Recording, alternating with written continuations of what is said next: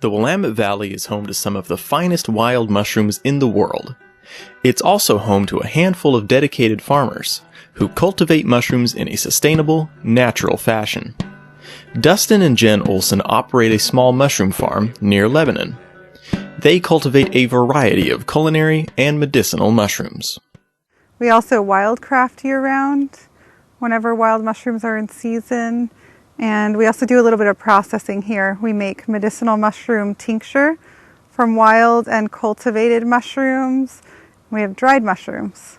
As far as wild mushrooms, we hunt all sorts of wild mushrooms from morels to chanterelles to honey mushrooms to whatever's out there and available. So there's a big market here in Oregon for wild mushrooms, and we live in the best area in the world for wild mushrooms. We have the healthiest forests intact and just the widest to choose from. Well, today we are taking spawn that we made and we're going to inoculate it into pasturized straw. Straw is what we grow a lot of the mushrooms on. We're going to pack some straw bags and get them ready to grow. The Olsens start by mixing mushroom spawn with sawdust, which is then packed into a glass jar. After 2 weeks, the sawdust is broken into small pieces, then used to inoculate the straw. So now I'm going to go ahead and put them in the bags. Oyster mushrooms, they grow on trees. And so we're kind of making an artificial log. And once this is full, it'll be kind of the shape of a tree trunk. And the oyster mushrooms, they like to just grow right off side of the bag.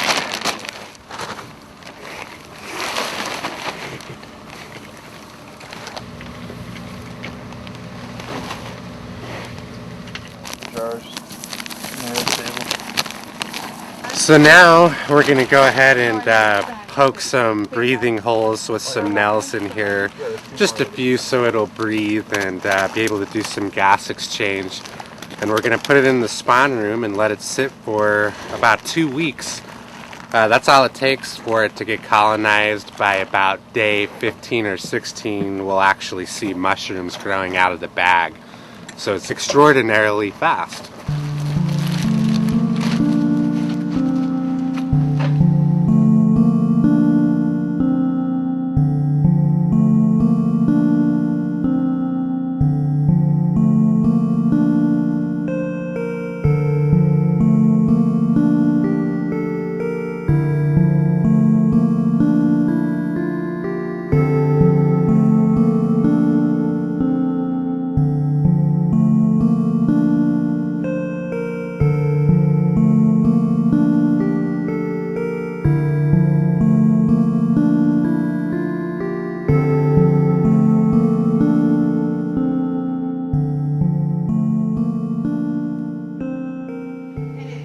Jen and Dustin also teach mushroom workshops.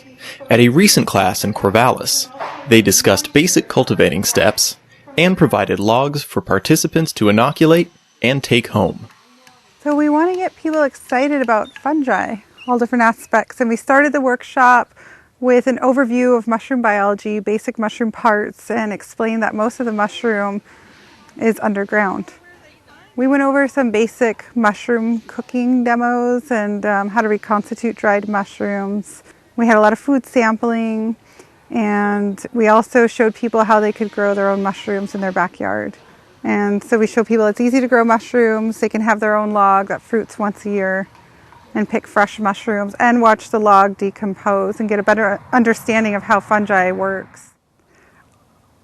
I chose mushrooms because they were mysterious to me. There was something I was drawn to. I was taking mushroom hunting for my first time when I was 17. I had just moved to Oregon. I think it was my second day here, and I moved in to an area with commercial mushroom hunters. And it was love at first sight for me when I stepped into the woods.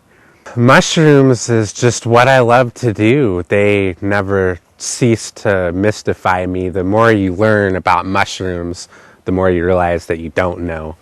And so I just wanted to expand my horizons with mushrooms. And the more I got into hunting them, the more I realized that how many different flavors there are with mushrooms. There's mushrooms that taste like lobster, and there's mushrooms that taste like brown sugar. So there's an endless array of flavors with mushrooms, and also they're finding out now the medicinal value of mushrooms is pretty amazing. I mean, there's mushrooms that actually inhibit tumors. They have polysaccharides that do that, and they boost your killer T cells that help fight off disease. And that's been my focus with the farm, is growing medicinal mushrooms that help people, and growing them in a sustainable way, organic way, that's also healing for the earth. For more information, visit themushroomery.org.